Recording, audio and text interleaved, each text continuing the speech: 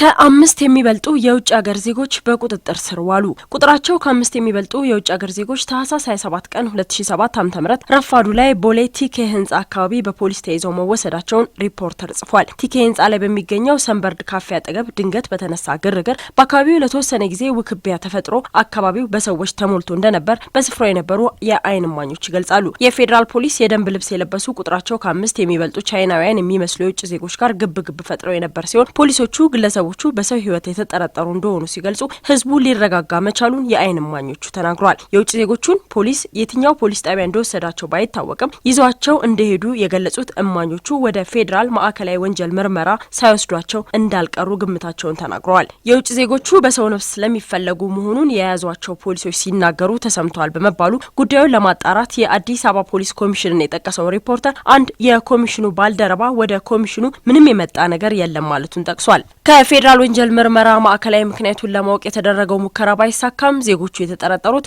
በሰው ነፍስ ሳይሆን በሌላ ጉዳይ ነው ተብሏል። ፖሊስ ዝርዝሩን ከመግለጽ ተቆጥቧል።